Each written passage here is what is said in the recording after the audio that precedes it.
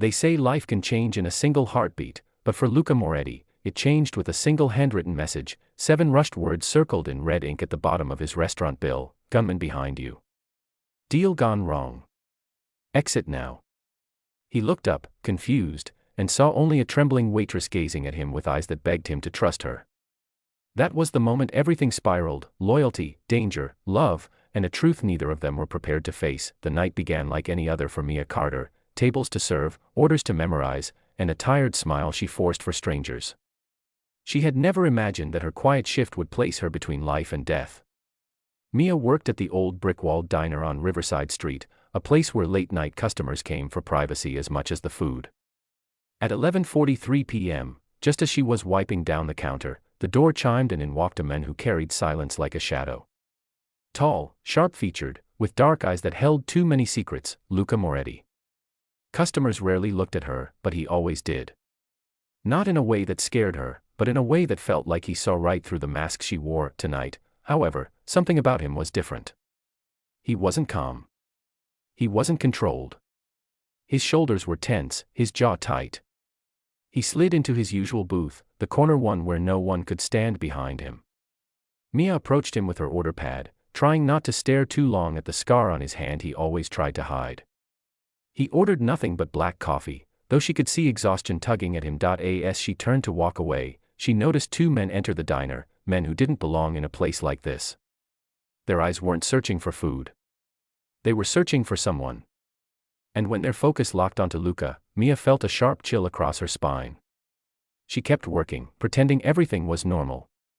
But she heard a whisper, one of the men speaking into his collar mic: "Target located. Wait for the signal." That was when she understood. They weren't customers. They were hunters. Her hands trembled as she carried Luca's bill to his table. She had to warn him, but speaking aloud would expose her. So she grabbed a pen, circled a random number, then wrote under it in tiny, urgent letters: "Gunman behind you. Deal gone wrong. Exit now." She slid the bill in front of him and prayed he would read it before it was too late. Luca stared at the bill. Then at her. The moment his eyes widened, Mia knew he understood. But what she didn't understand was why her heart pounded, not from fear, but from a strange, unexplainable need to protect a man she barely knew. And when the gunman approached Luca's booth, everything happened at once. The diner lights flickered, a chair scraped violently, and Luca stood just as the gunman reached into his jacket. Mia acted on instinct. "Kitchen. Go through the kitchen," she whispered, her voice trembling. Luca didn't hesitate.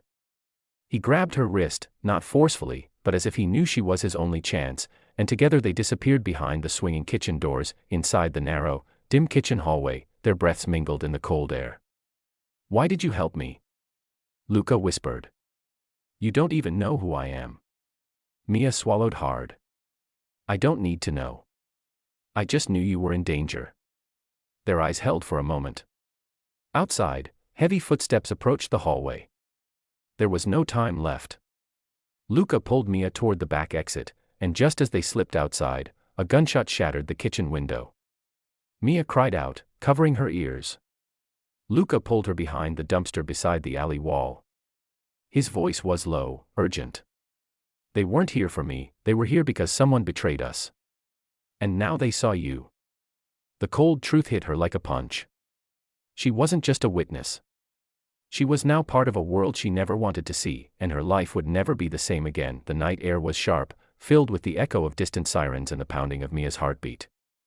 Luca kept watch from the corner of the alley, every muscle in his body coiled like a wire ready to snap.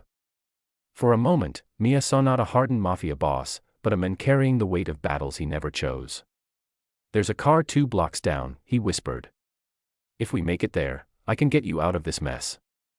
Mia shook her head, tears stinging her eyes. "Why me? Why should I trust you?" Luca turned to her, the harsh streetlight revealing the truth he rarely showed anyone. "Because you saved my life. And I don't let debts go unpaid." His voice softened. "I won't let anything happen to you." Mia didn't know if that was a promise or a warning, but she followed him because something inside her believed him. As they ran through narrow back streets, Luca explained the truth in broken pieces. He had been trying to leave the life he was born into, the crime family, the power, the bloodshed.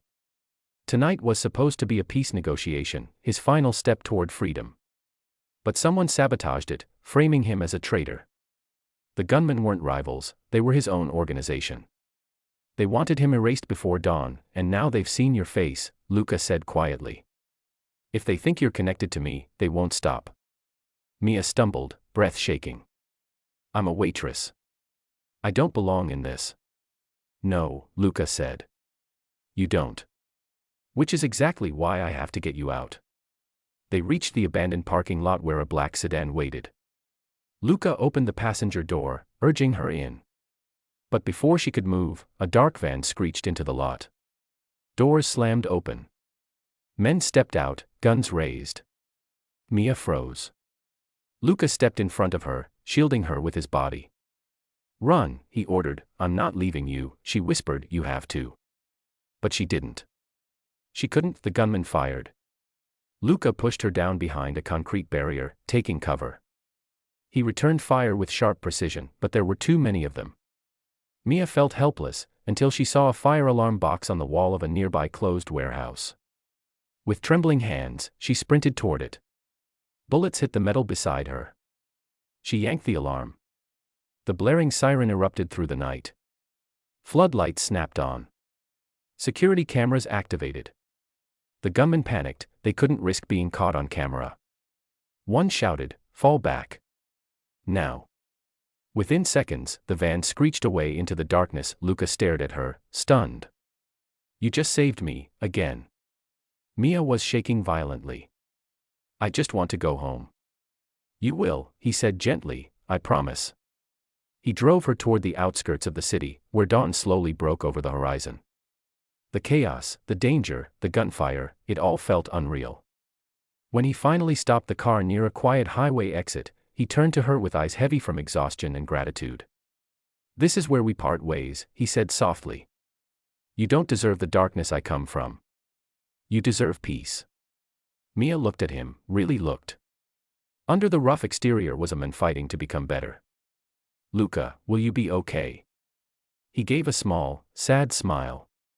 You reminded me tonight that there are still good people in this world. And maybe that means there's still hope for me too. She stepped out of the car, the cold morning air brushing against her skin. Luca rolled down the window one last time. Mia, thank you.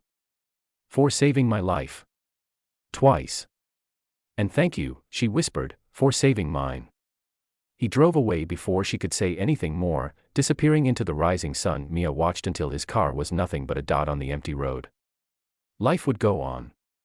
The diner would open. Customers would return. But she would never forget the men whose fate collided with hers in the most unexpected moment, a moment that taught her courage didn't always roar. Sometimes, it whispered through fear. Sometimes, it was a message written in red ink.